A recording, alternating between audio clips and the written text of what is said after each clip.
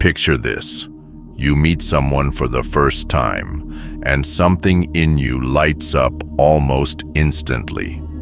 It's as if a familiar spirit has entered the room, and you feel an intense connection or fascination that you can't quite explain. Or maybe the opposite happens. Someone you know does a small thing wrong, and you find yourself unusually angry or hurt, reacting out of all proportion to what actually happened. Why do certain people evoke such powerful feelings in us, as if they carry part of our own soul? These experiences can be confusing, even overwhelming. But there is an insight from depth psychology, from the work of Carl Jung, that might help make sense of it. Jung would say that what you're feeling may not just be about the other person at all, but about a hidden part of you. Jung introduced the idea of the Anima, a word that literally means soul or spirit in Latin. In Jungian psychology, the Anima is the name given to the unconscious feminine side of a man. It's like an inner woman or inner feminine personality that lives inside a man's psyche. Now, if you're a woman listening, you have something similar called the Animus, the inner masculine side. But let's focus on the Anima for now, because this idea can reveal a lot about our emotional reactions and relationships, especially for men. The Anima isn't a physical thing or a split personality. It's more like a collection of feminine qualities and images in a man's unconscious mind. It's his soul image of the feminine, shaped by a lifetime of experiences, starting with the first and most important woman in his life, usually his mother. Think of it this way. Deep inside, every man carries an image of woman that colors how he sees women in the outside world.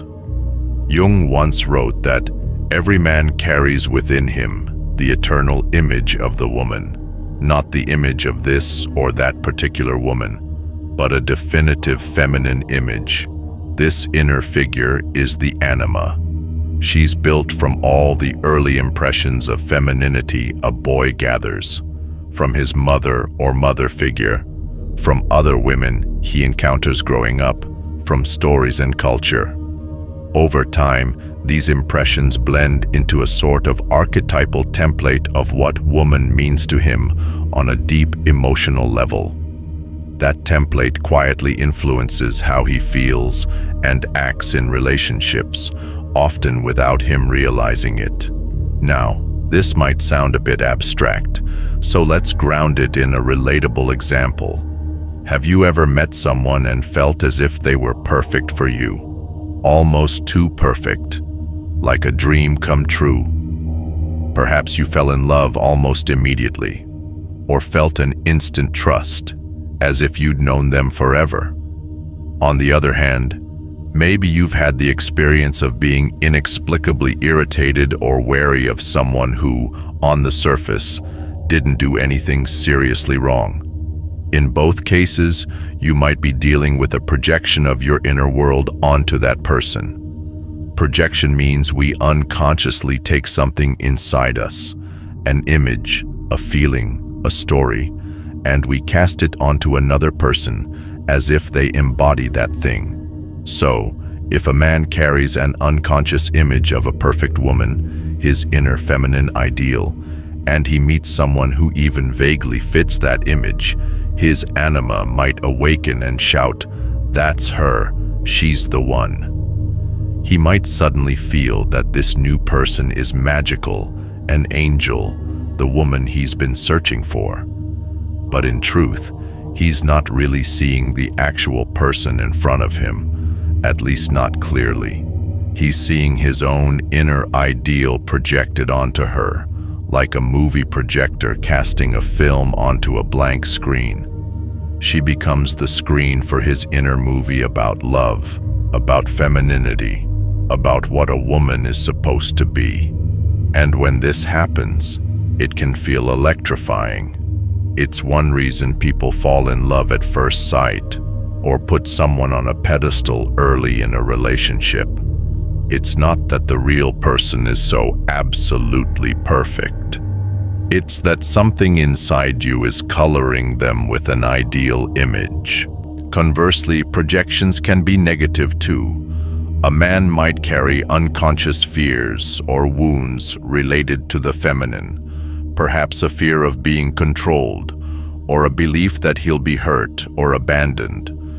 Those too can come from the anima, especially if his early experiences with women, like his mother, were painful or frightening.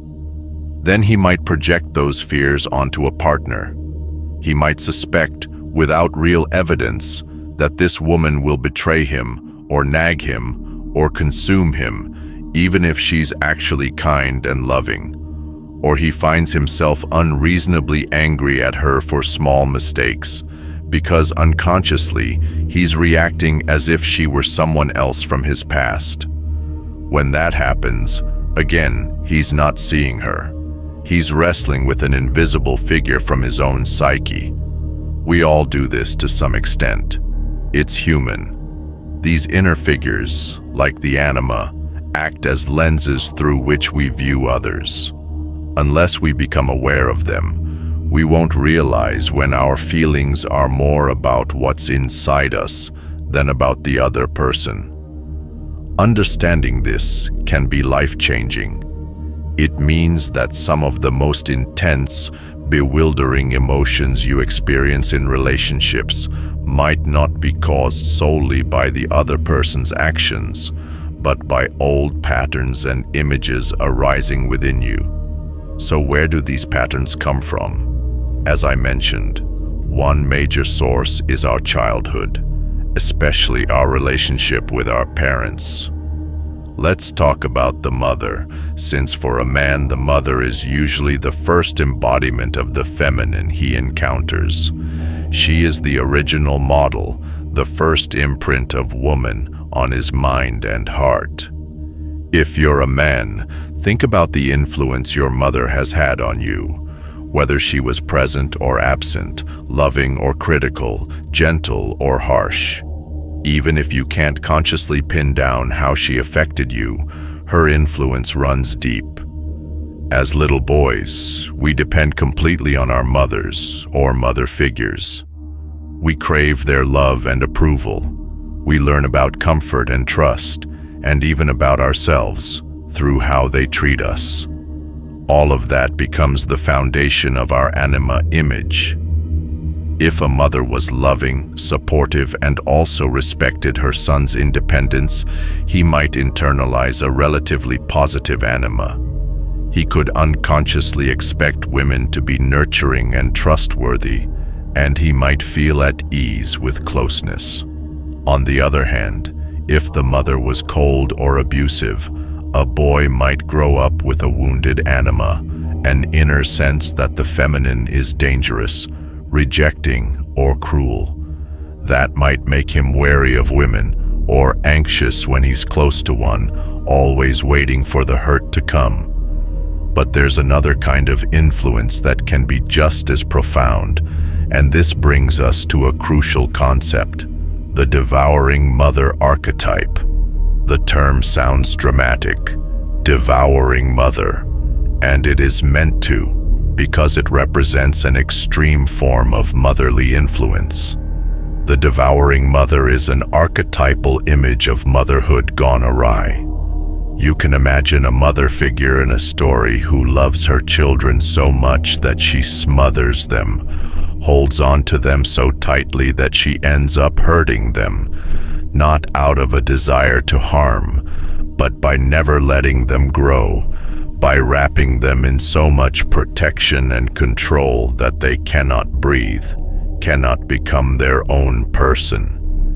It's like the story of a mother who keeps her son in a cage of love, never allowing him to step out into the world on his own, metaphorically devouring his chance to live an independent life. Have you heard of the fairy tale Rapunzel? In that story, a young woman is trapped in a tower by a witch who acts as a kind of twisted mother figure. Rapunzel's freedom is taken away in the name of protection. Or think of other stories. Many cultures have tales of witches or monsters who eat children, or mothers who smother their children with love until the children have no life of their own. These stories are symbolic ways of talking about the devouring mother archetype. Of course, in real life, most mothers are not villains or witches. Most truly love their children and want the best for them. But sometimes, out of fear or unresolved issues, a mother can become overbearing and overattached. She might cling to her son as if he were her whole life, discouraging him from becoming independent, maybe subtly guilt-tripping him if he tries to step away. She might be overly protective to the point where the son never learns to take risks or face challenges on his own. In this way, she devours not his body, but his autonomy. She consumes his opportunity to develop his own identity because she can't bear to let him go. Now, try to put yourself in the shoes of a boy growing up with this kind of mother. On one hand, he feels loved and important. After all, he's the center of his mother's world. On the other hand, this love has a cost. It demands that he never leaves that center. He might grow up feeling that he must always please his mother, always stay close, or else something terrible will happen. Maybe she'll fall apart, or he'll lose her love. He might feel guilty at even the thought of moving out, pursuing his own dreams, or spending time with friends instead of her. It's as if he's caught in a beautiful golden cage, safe, cared for, but also confined. And a part of him remains a child, even as his body becomes an adult. Because to truly grow up, he would have to break free of that cage, and that feels like betraying the person who sacrificed so much for him. This is a painful situation to be in, and many men carry the scars of it without even realizing. It's not always as obvious as a mother directly saying, "Don't grow up." Often it's more subtle, an anxious look whenever the son tries something on his own, a constant stream of advice or criticism that undermines his confidence, a tendency to step in and solve every problem for him before he can learn to solve it himself. Or it could be emotional dependence. The mother might confide in her son like he's her closest friend, leaning on him for support that an adult should probably seek from other adults, not from a child. If the father is absent or less involved, this dynamic can get even more intense. The son becomes everything to the mother, which might sound flattering, but it traps him in a role that stifles his own development. Sometimes people call this emotional incest or spousification, where the child is put in the role of the parent's partner emotionally. It's heavy stuff, and it can really confuse a young person's boundaries and sense of self. So what happens to a boy like this when he becomes a man? You might expect that once he's an adult, he could just shake it off and live freely. But psychological patterns set in childhood tend to follow us until we consciously address them. That inner template, remember the Anima, has been deeply formed by the devouring mother dynamic. He might physically move away, go to college, get a job in another city, but inside he carries that powerful mother complex.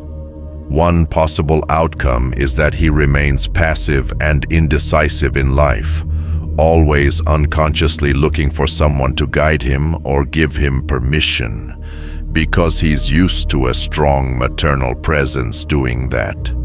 He might struggle with taking initiative or fear responsibility, because somewhere in the back of his mind, He expects that stepping out on his own will meet with disapproval or disaster. This often isn't a conscious thought. It's a gut feeling, an emotional truth that he lives by without question. Such a man could end up falling into relationships where the pattern repeats. Without realizing it, he might be drawn to women who are a lot like the devouring aspect of his mother. Perhaps they are controlling, or they take care of him in an overbearing way. It feels familiar to him. It feels like home. Alternatively, he might go to the other extreme. He might avoid relationships or shy away from commitment, because deep down, he's terrified of being trapped or smothered again. Imagine he goes on a date and the person really likes him and wants to spend more time together. Suddenly, he feels panic, as if he's about to be owned or lose his freedom. To an outside observer, the other person is just showing affection, but to him, that old fear is triggered. He might sabotage promising relationships, pushing partners away the moment things start to get close, because any form of closeness feels like an encroachment. He may not know why he feels suffocated so easily. It's not logical to his adult mind, but emotionally, he's reliving that sense of being engulfed. Now, let's talk about a more extreme example to illustrate how deep this can go. Consider a man. Let's call him John. John is in his early 40s. He's intelligent, kind, and in many ways capable, but he has never been in a long-term romantic relationship and still lives with his mother. To outsiders, John seems like a dutiful son. He and his mom have a routine, and he's always been there for her. But if you look a little closer at John's life, you see a kind of quiet sadness. He has a rich imagination. At night, he escapes into fantasies of ideal love and adventure. He reads romantic novels or immerses himself in movies, then goes to bed dreaming of the perfect woman, the one who will finally make him feel alive. In his dreams, he's living a different life. Perhaps he's on a tropical island with a beautiful enchantress, or he's a hero being adored by a queen. But when morning comes, none of those dreams turn into action. John wakes up, makes breakfast for his mother, goes to his modest job, comes home, and spends another evening by her side. He feels safe, yes, but also deeply unfulfilled. He's like a flower kept in the dark, alive, but never truly blooming. What's happening here? John is completely caught in his mother complex. He has never psychologically left his mother's world. Part of him knows this. He feels the emptiness, but it's as if he's under a spell. In Jungian terms, we could say John is anima possessed. That means his inner feminine, the anima, isn't integrated into his conscious life. Instead, it's running the show from behind the scenes. For John, the anima has taken on the face of the devouring mother and turned inward. Rather than reaching out to find a real partner or pursue his own goals, he has become lost in daydreams and passive comfort. The vibrant energy of his soul, which should drive him to live fully, is being siphoned off by these inner fantasies and by the clinging dynamic with his mother. Anima possession can manifest in other ways too, not just in such extreme cases. Essentially, it means a man is dominated by the unconscious feminine side of his psyche. He might become very moody, irritable, and unpredictable, as though he's being pulled by inner tides he doesn't understand. One minute he might idolize his partner, seeing her as the perfect woman who can do no wrong. The next minute, if something disappoints him, he swings to the opposite extreme and feels she's awful or out to get him. These drastic mood swings often indicate that it's not the man's conscious, rational self at the wheel, but some emotional complex. You could say he's in one of his moods, where reason doesn't seem to reach him. That could be an episode of Anima possession at work. Another sign might be a kind of passivity or lack of motivation, a sense of listlessness. He might have grand ideas or romantic visions, but struggle to make them real. For example, he talks a lot about his dreams, perhaps writing a novel, or starting a business, or finding the love of his life, but somehow never takes the concrete steps toward them. Each time he tries, something pulls him back or distracts him. That's often the anima operating as a negative force, keeping him in the realm of dreams and inner drama rather than action. Jung and other analysts have described the anima-possessed man as feeling drained or unmanned. He loses his assertive, practical energy and becomes overly introspective, maybe even self-pitying. He might be hypersensitive to criticism, reacting not as his adult self, but almost like a hurt child or a scorned lover inside. If any of this is hitting home, don't be alarmed. Jungian ideas can sound a little spooky when we talk about possession and inner figures as if they're people living inside us. It's not that you're actually haunted by a ghost. It's more that when we're not aware of these parts of ourselves, they can behave like little personalities in our psyche, with their own agendas.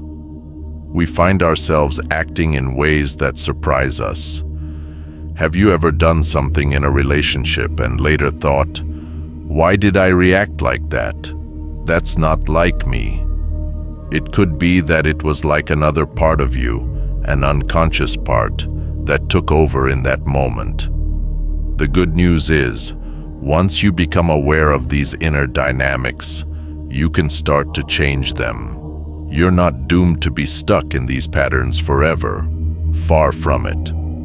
Jung believed that confronting and integrating these parts of ourselves, like the anima, is a crucial part of personal growth, something he called individuation, basically becoming your true, whole self. So let's shift focus now to what you can do if you recognize any of these patterns in yourself or in someone you care about. How do you heal from the spell of the devouring mother? How do you reclaim your life from an unconscious anima that may be leading you astray? The first step is awareness. It might sound cliché, but it's profoundly true. You cannot change what you don't recognize. By even listening to this and reflecting on your own experiences, you're already shining a light into the dark corners of your psyche. Start noticing when your emotional reactions seem exaggerated or oddly intense. When do you feel that surge of adoration or that swing of anger or panic towards someone? Could it be that in those moments, something in you is being triggered that has little to do with the present situation? You can ask yourself journaling questions or simply ponder quietly. Who does this person remind me of? When have I felt like this before? Maybe you realize a girlfriend suddenly reminds you of how you felt with your mother when she was in one of her moods. Or that your desperation for a certain woman's approval feels familiar to the way you yearned for attention as a child. These insights can be uncomfortable, but they're incredibly liberating. You start to separate the past from the present. You might literally say to yourself, "Okay, part of me is reacting as if I'm back in that old situation, but in reality, I'm here now with this person who is different." Creating even a little bit of that mental distance in the heat of the moment can lessen the power of the projection. It's like waking up a bit from a dream. Another crucial step is taking responsibility for your own life and feelings.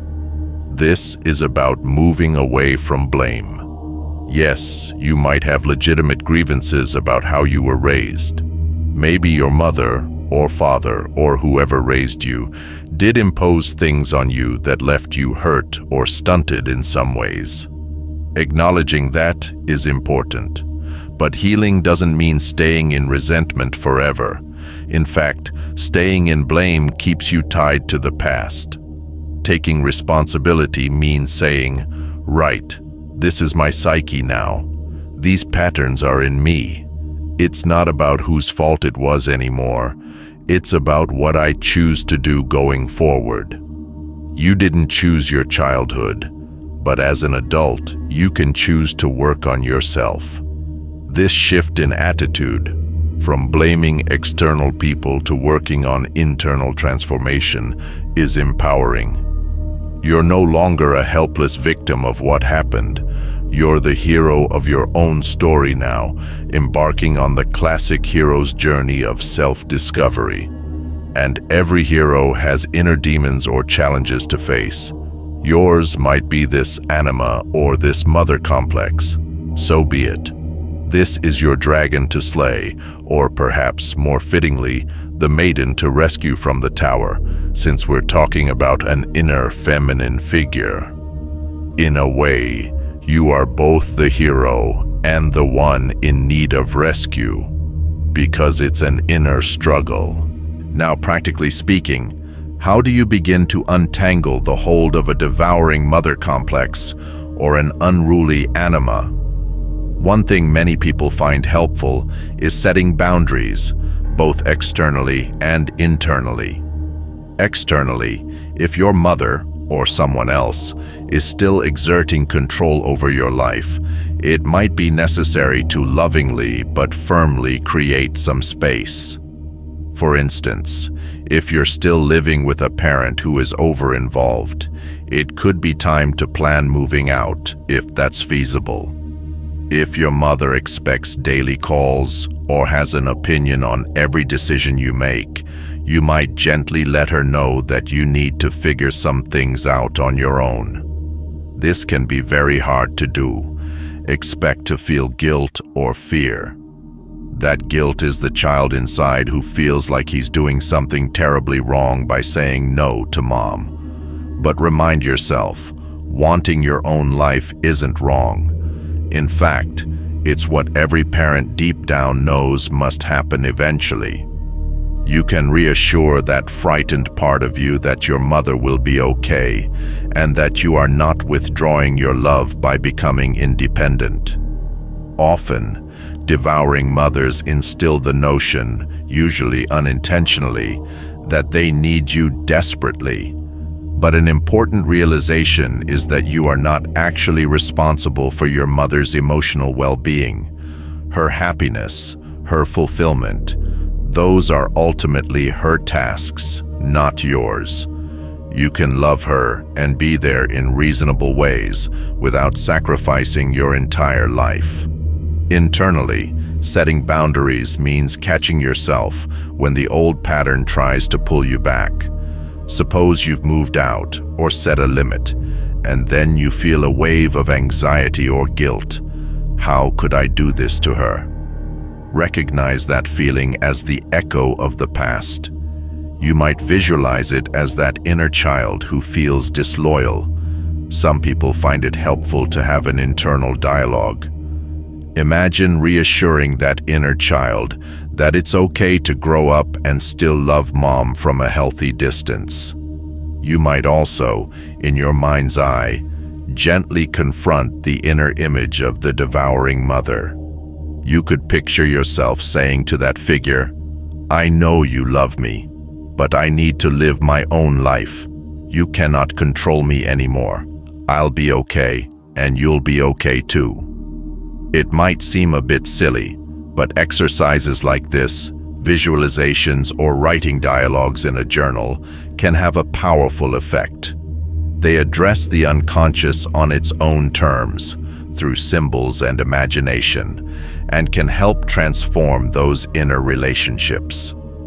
Speaking of imagination, Jungians often use a method called active imagination to engage with figures like the Anima.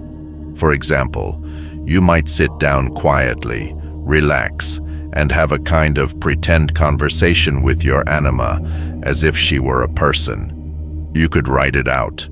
Ask her why she's causing these fantasies or moods. Ask what she really wants, and then let the answers come in an almost daydream-like way and write them down. This is a way of turning a passive problem into an active relationship. When you shine the light of consciousness on these inner figures, they often start to change, from tormentors or seducers into guides or sources of insight. It's like getting to know a stranger who lives in your house, your mind, and turning them from a troublemaker into a friend or ally.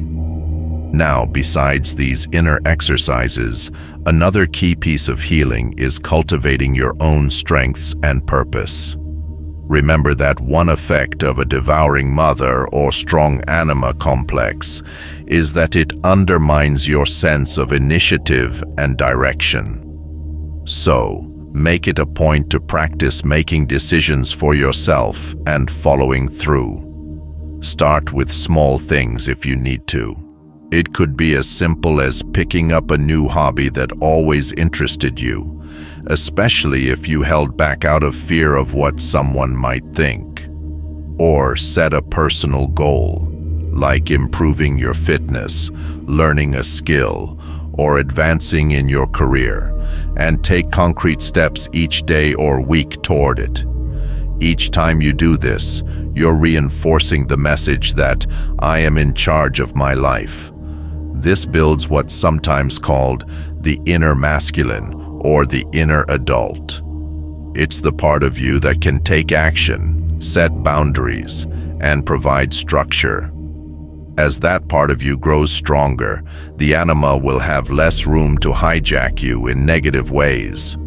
Instead of your inner feminine being a mother that controls you, she can evolve into a more positive presence, like a muse or source of creativity. And that brings us to another beautiful aspect of this work. Integrating the Anima doesn't mean getting rid of your feminine side, not at all. It means transforming your relationship with it. The goal isn't to exorcise the Anima, but to welcome her as a valued part of your psyche, without letting her run wild over you. The Anima, when not distorted by a mother complex, is often associated with a man's capacity for love, compassion, creativity, and a sense of meaning. Many men find that as they integrate their Anima, they become more comfortable with their own feelings. They might discover or reconnect with artistic talents, or feel a spiritual stirring, or simply become more at peace with themselves. Jung often said, the Anima is a guide to the inner world. She can lead a man to his deepest insights and help him communicate with the unconscious through dreams and imagination. But she can only do that in a healthy way if she's acknowledged and given her proper place, rather than left to act out unconsciously. So how do you give the Anima a proper place? One way is through creative expression. If you have any inclination toward art, music, writing, or even just keeping a personal journal, do it. Create a space in your life where the imaginative, feeling side of you can express itself. This gives the Anima room to breathe and be heard, so she doesn't have to hijack your emotions to get your attention. For example, some men write poetry or music inspired by their feelings and inner life. They often describe it as if something inside is speaking through them. That something is essentially the Anima, the muse. By engaging with it consciously, you're forming a healthier relationship with it. Another way is through relationships themselves, but approaching them more mindfully. If you've tended to idolize partners or run from them, try to slow down and really get to know the person you're with or interested in. Notice when your mind starts to paint them as absolutely perfect or absolutely terrible, and remind yourself that they are a human being with a mix of qualities, just like you.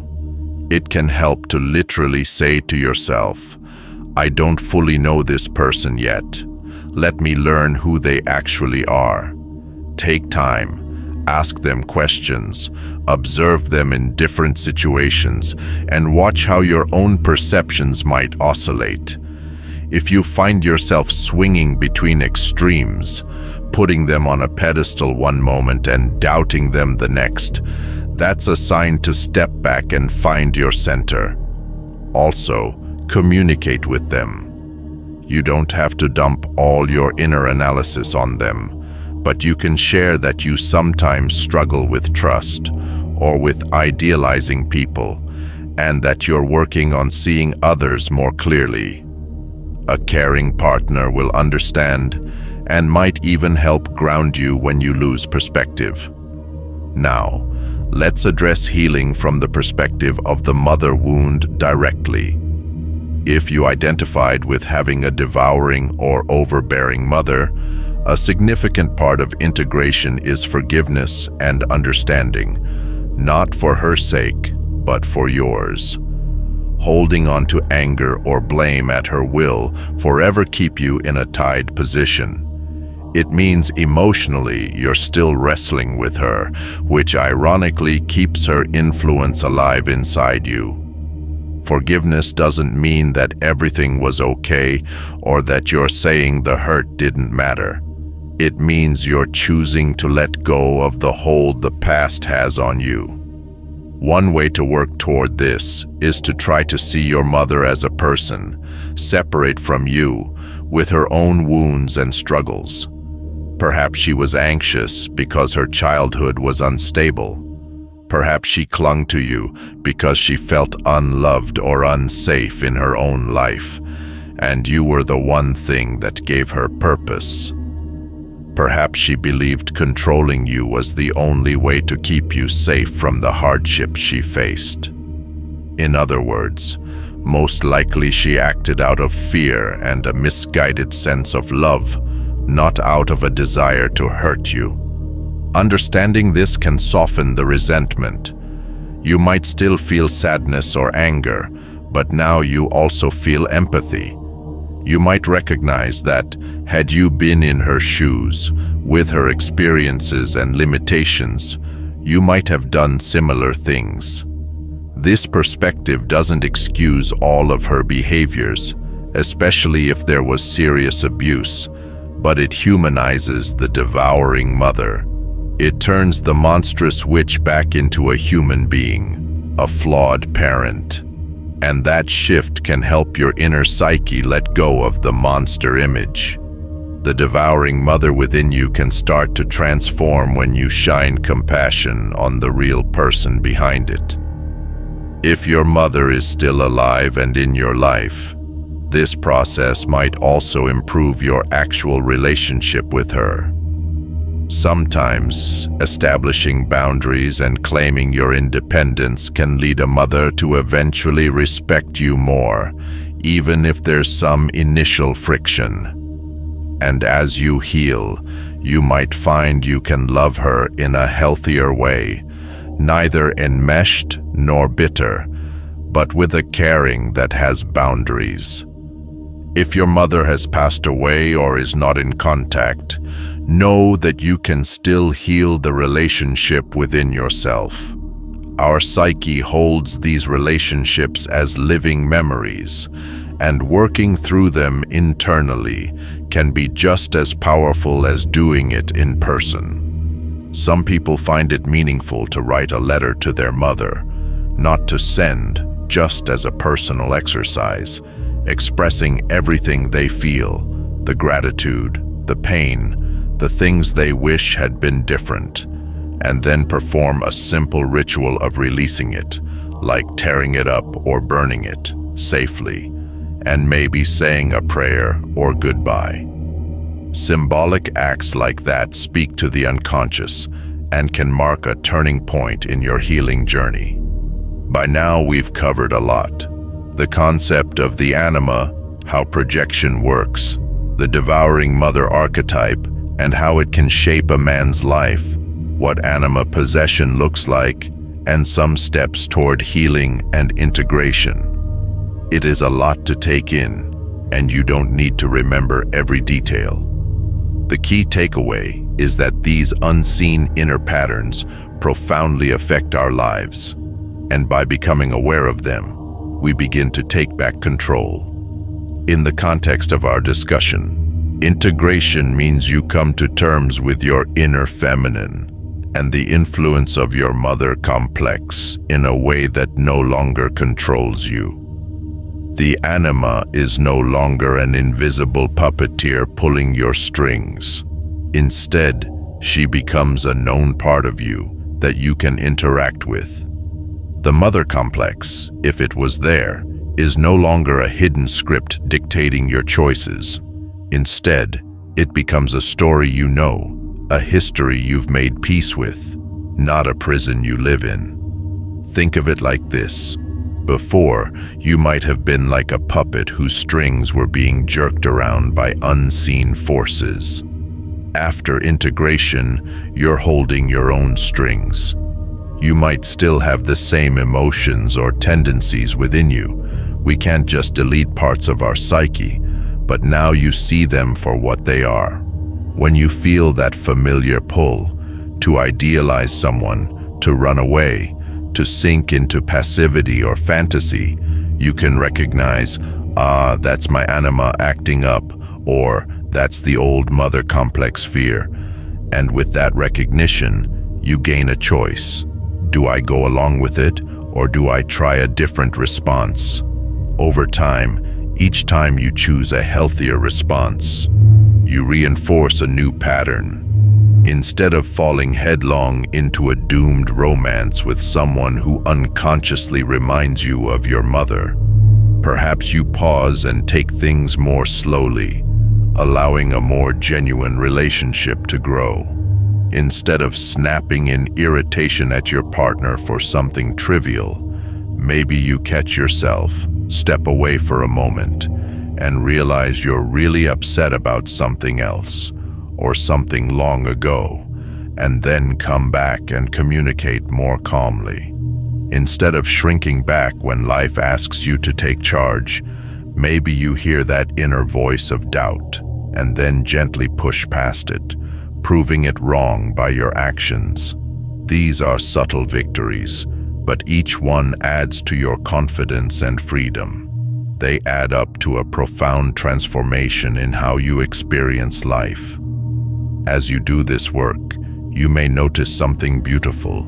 The quality of your relationships improves. Not just romantic relationships, but friendships, work relationships, and most importantly, your relationship with yourself. Because when you're not unconsciously projecting so much, you can see people more truly and treat them more fairly, and you can also see yourself more compassionately. The world becomes a little less threatening or disappointing, depending on which way you leaned before, and more of a place where real connection is possible. And speaking of love in a balanced way, one of the gifts of integrating the anima is a newfound respect for the feminine, both in others and in oneself. Rather than swinging between worshiping women and resenting them, a man can come to appreciate women as fellow human beings, each unique, each with her own strengths and flaws. Women are no longer goddesses or devils in his mind, but real, complex individuals. Ironically, that makes real love possible, because you can't truly love someone you're only idealizing or demonizing. Real love sees and accepts the real person. Likewise, within himself, the traits he might have once disowned as unmanly or uncomfortable like vulnerability, empathy, intuition, he can now accept and even cherish as parts of a complete human being. He becomes more whole and more flexible. He can be strong when strength is needed and gentle when gentleness is called for, without feeling that either one threatens his identity. This integration is a kind of inner marriage, a union of masculine and feminine within, which brings about a sense of inner harmony. Jung believed that from this inner marriage, a person gains serenity and creativity. They've reconciled inner opposites. For a man, integrating the anima might also reflect outwardly as finding a fulfilling relationship in real life, because now he's capable of relating to a woman as she is, without so many projections in the way. And internally, it often feels like a reconnection with one's own soul. In fact, Jung sometimes referred to the anima as the soul of a man. To integrate her is, in a sense, to reclaim your soul's vitality and passion. Many men at this point in their journey discover or fully embrace their true passion in life, be it a calling, a creative pursuit, or some form of service that they couldn't fully engage with before, perhaps because of fear or lack of energy when the anima was an unconscious adversary. Before we wrap up, I want to emphasize that this process is not linear and not usually quick. It's not as if you realize all this today and by tomorrow everything is sorted. Think of it more like a spiral path or a journey with stages. You might have moments of great insight and progress, and then later find yourself falling back into an old pattern on a rough day. That's okay. Healing tends to happen in cycles, 2 steps forward, 1 step back. Be patient with yourself. Every bit of awareness is a seed planted, and those seeds do grow with time and continued effort. Also, you don't have to do it all alone. While ultimately the inner work is yours, support can be incredibly valuable. Talking with trusted friends or a support group about these themes can make a difference. They don't have to know Jungian terms. You can simply say, I realized I have some childhood stuff affecting my relationships, and a true friend will listen. And seeking a therapist or counselor, especially one familiar with Jungian or depth psychology, can provide guidance and a safe space to navigate these changes. Sometimes just knowing that what you're experiencing has a name and that others have overcome it can be deeply reassuring. You're not crazy or broken for having these patterns. You're human, and you're actually being brave and honest by facing them.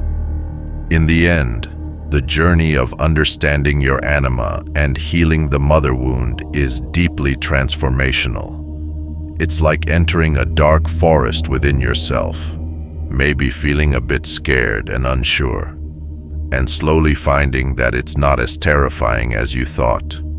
You make friends with the ghosts, you shine light on the shadows, and you emerge on the other side with treasures, wisdom, strength, and a more open heart. When you look back, you might hardly recognize the self who was once blindly driven by old projections and fears.